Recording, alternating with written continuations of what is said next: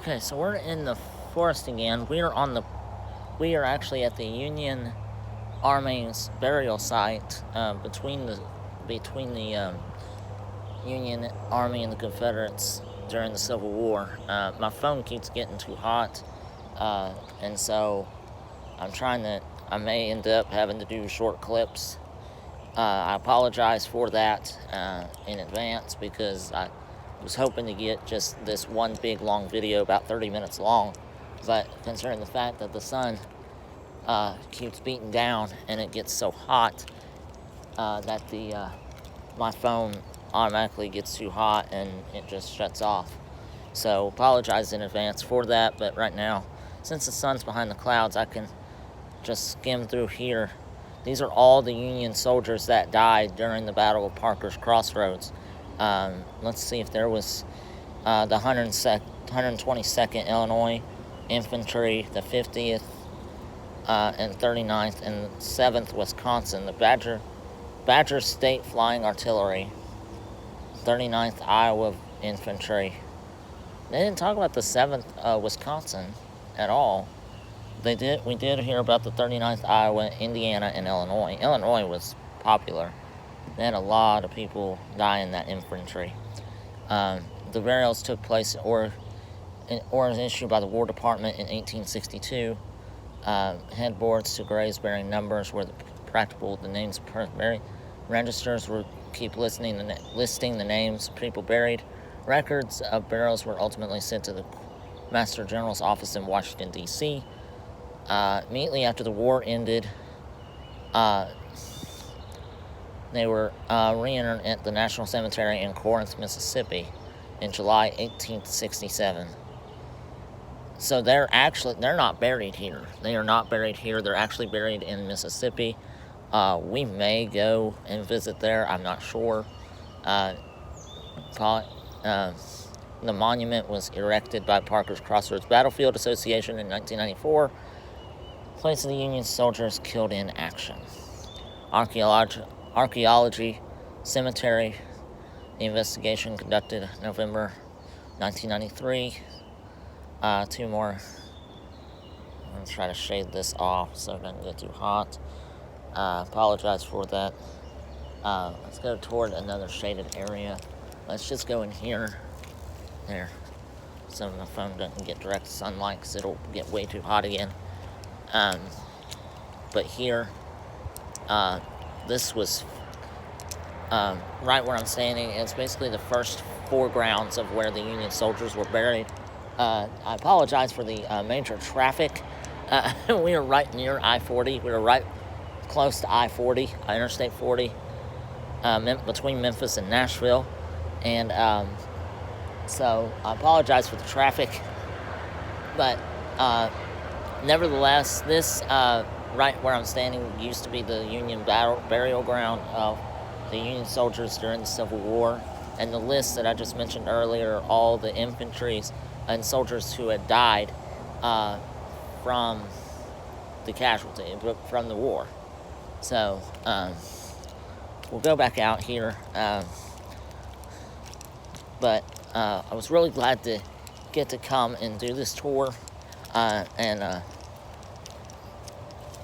for coming with me on this tour. Really appreciate it. I'm going to be uploading these as I get done with them. Feel free to go leave a like if you enjoyed this video and the history. Here we go.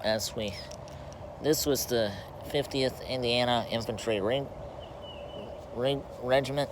50th held Union right flank. Private Joseph Hotz of Lieutenant Judy's company had positioned himself the split rail fence. He later wrote to his wife, "I got off cheaply. A shell hit the fence near which I stood and the rail struck me down. Fence afforded little protection from the rebel artillery." So he basically died by being hit by a rail fence, by a shotgun shell. Lieutenant Holtz died by being hit in the face by a rail fence. Of course, that possibly would be probably hit his leg or exploded or something. Not sure how, but those were his last words before he died. It's very, it's not very emotional, or very somber. Now here's where I could really get going, because it's shaded, so I could actually talk a lot more this piece, because here, Forrest, brilliant. This again talks about NB Forrest's brilliant artillery. I'll let you kind of skim over this. It just talks about how successful he was. The artillery success contained the Union line. Forrest pushed his battle line onto small arm range, began to execute the flanking maneuver to split the Union force into two, ultimately bringing them to a brink of surrender. So, basically, Forrest just kept pushing and pushing his way through, and of course the Union Army kept fighting back, but there came a point where the Union Army just basically quit, basically couldn't do it anymore. Forrest's battle ended up winning, and in the Confederacy, but right now we're kind of in the middle of the woods, and very much trying to get through this tour, but so far, as I really have enjoyed this tour, very much so. Very much enjoyed the history and learning about the history of the Civil War a little bit more in depth, and actually going to see the sites of the war, which very interests me. And we can go through here. Said I'm sweating all over.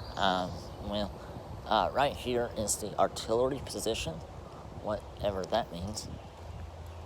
I guess we'll go through here. This is where we'll go. I really do feel like I'm marching in the infantry. We're gonna walk up this hill. Oh, gee whiz. We're gonna walk up this hill. Oh, that's okay. I got my workout in for the day. I'll get my workout in. My phone's kind of cool now. I'm trying, like I said, gonna try to stay in cooler spots so my phone doesn't overheat.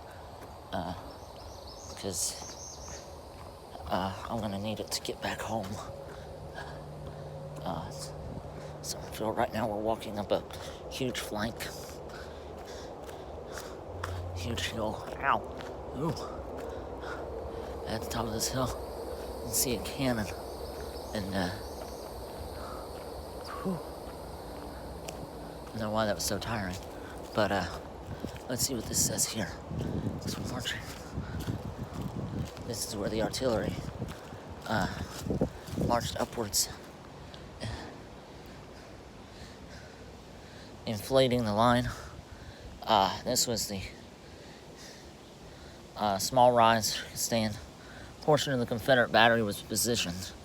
From this vantage point, the gunner was able to fire straight down the Union line, splitting the rail fence. So this cannon right here shot down at an angle, and you can see it. Of course, there weren't a whole lot of trees, but if all these trees were down, imagine all these trees were down, this cannon fire shot through the barrel of the gun, shot down that rail fence that was just about not even a mile from where I was, and shot and split that rail fence. And so as we come back here, it was only 600 feet from the east of the Union line. It's absolutely terrible.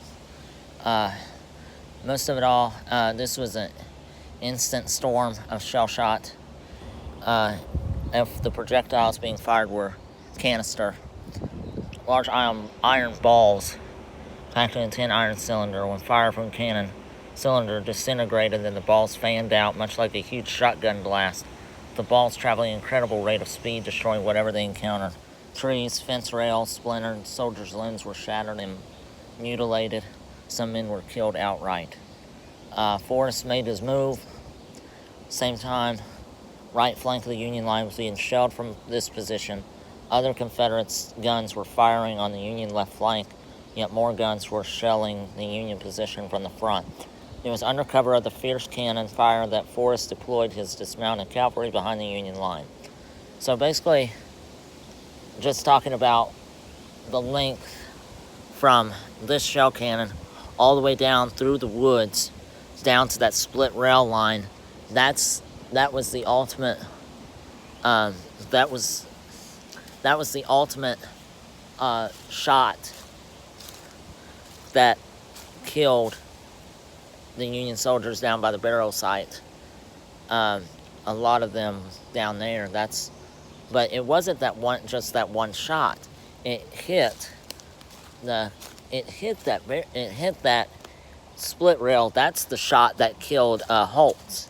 When it split the rail, when it split that fence, that shell shattered, and when it shattered, that's what that rail fence, one of the flanks, hit him in the face and basically killed him instantly, because it was such a great amount of speed from that shell shot. As you can see, I'm walking, and I bet if I stand right down here staring straight into that gun, you'll see it will line up with the rail fence. Let's see what's through here that I can't split. Oh, no. Aha, right here. I can see it. You can barely see it through the woods. I'm going to see if I can zoom in here. Very still. Right there. You barely see it.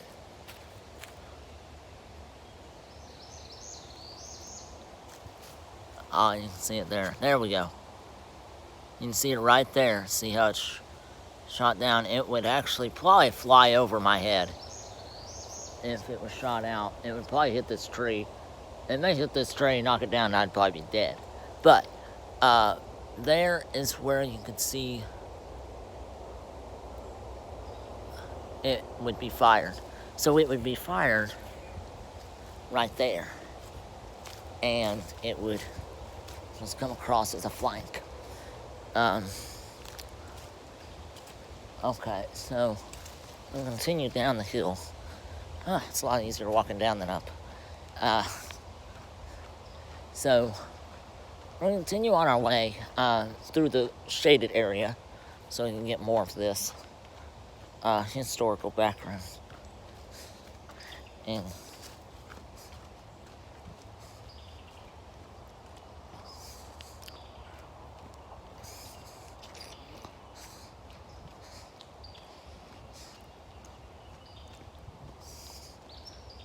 so now, continue on Freeman's battery. Freeman's batteries. This was just a sketch.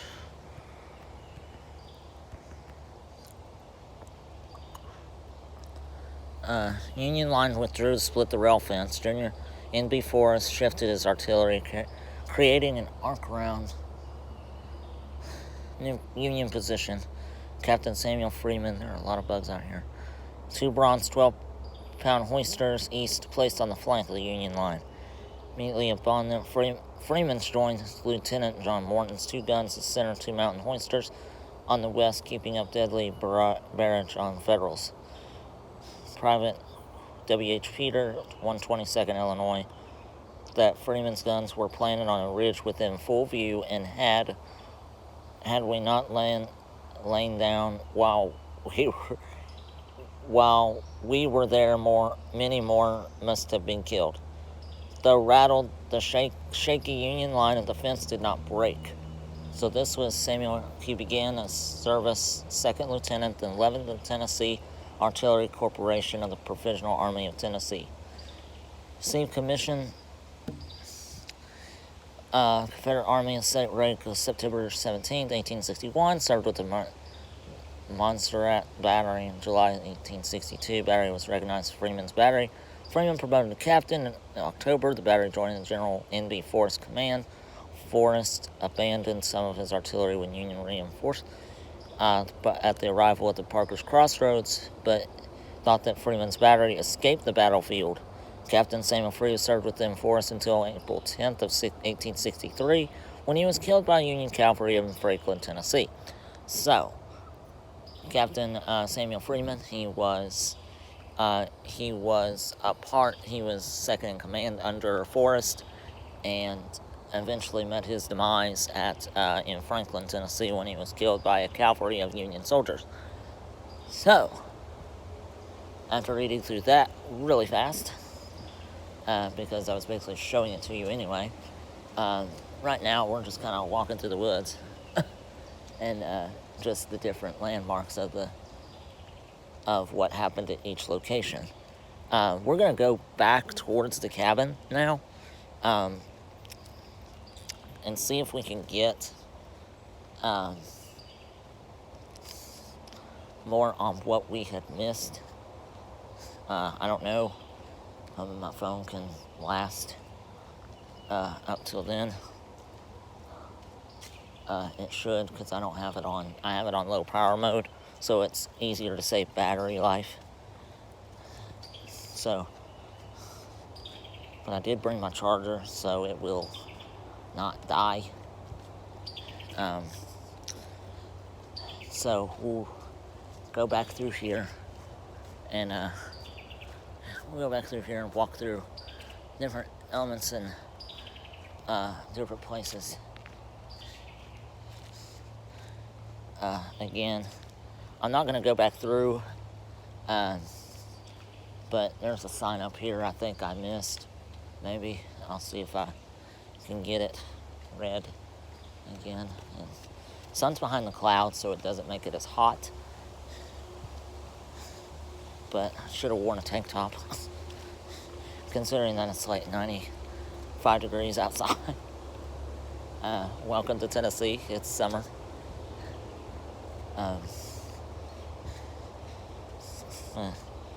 We're going up the right flank.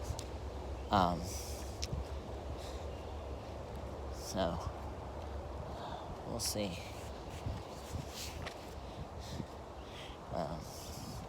We'll see what's what. Right here. Forrest Artilleries. Yeah, we talked about that. That was his artilleries and just his brilliant statistical realm of how he went about things during the war. But there were some marks that I wasn't able to talk about because my phone had shut off due to the heat. And so, but like I said, I did get most of the background information and the historical events that took place here on the main battlefield of Parker's Crossroads and the Civil War. So we're going to continue on. Just going to go straight down the path through here. We'll end this way.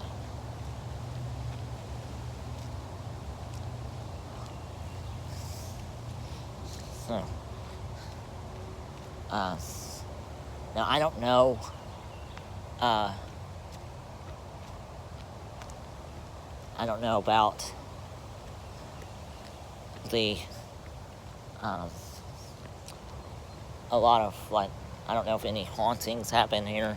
I don't know if like any Forrest's men or Forrest himself maybe is watching the battlegrounds through there, but I can't wait to get back into town because I'm going to go right to the library and talk about what I just went through to one of the ladies Uh, and so as the sun comes back out, I'm trying to make it back to the car, and we'll discuss more of kind of the wrap-up video that just happened. It was that took place here. We'll just continue on. Of course, there's the cabin dead ahead, where I went through, and I about tripped and fell because I didn't see the step, and so that kind of would have been funny, but I'm glad I didn't fall. It would have also been embarrassing. But nevertheless, there's just a random cannon out there in the middle of the field. So said all this, what we're walking on, all this was the battlefield of the Civil War. It took place in Tennessee. Now there are other battlefields besides Parker's Crossroads. Shiloh was a big one. Of course, it's an hour from here. I don't have time to go to that one right now because I'm trying to save gas money to make my trip next weekend. I'm going up to Ohio for my friend's wedding. We'll go here. 3 Desperate Charges. We didn't do this one. This is how the attack took place, because there was the Parker house. We went there already. That's where Forrest was when he made his rounds, came on the back end. And of course it just talks about the same thing. And Confederates pressed forward, and then gun under a hail of canister and grape. What does that mean? Part of the Federal line advanced within 60 paces of the Confederate guns before it was turned back by the intense barrage of fire.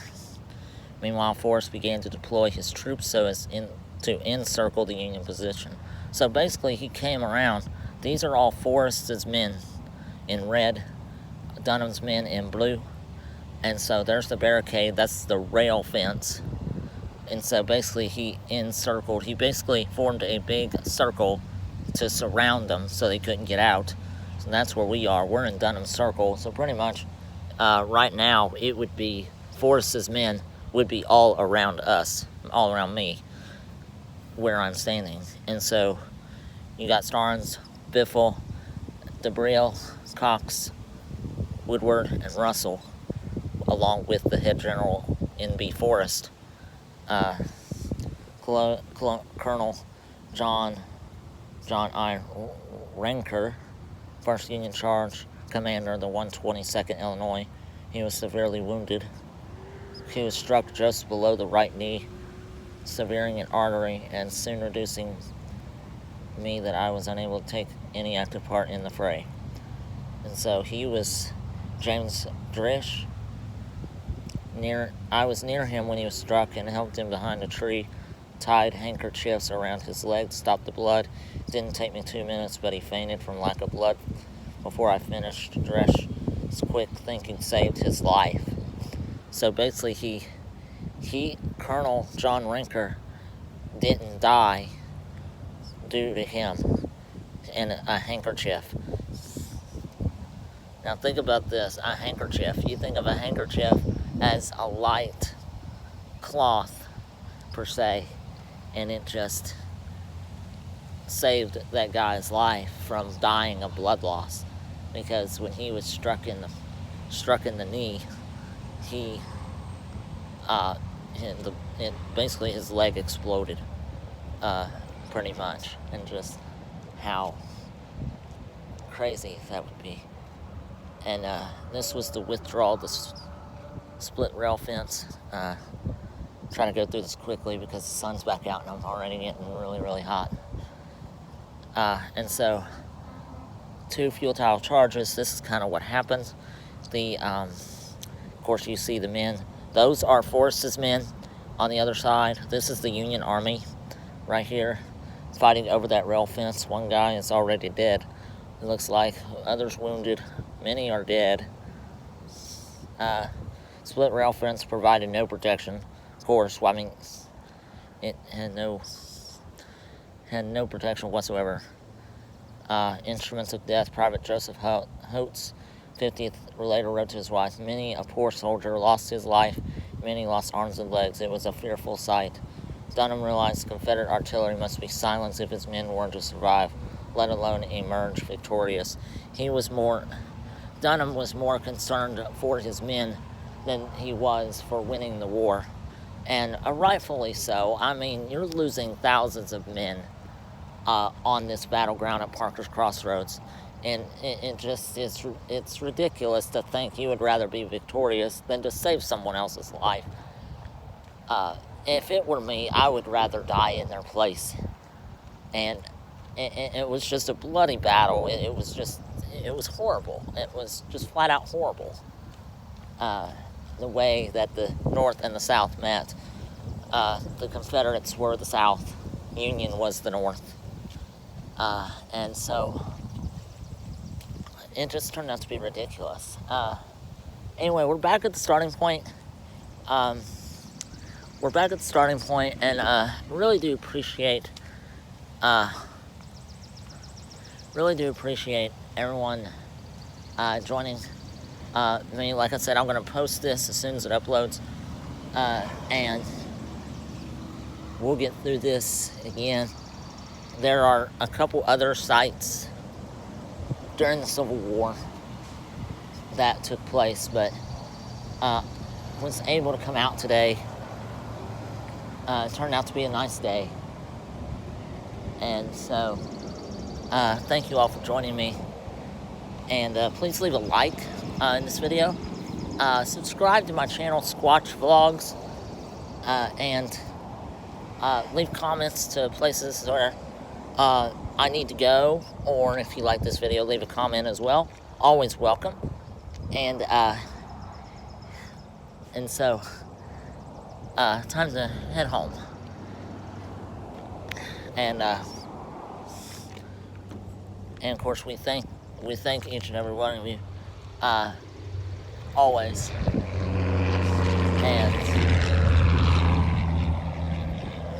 And now let's head home.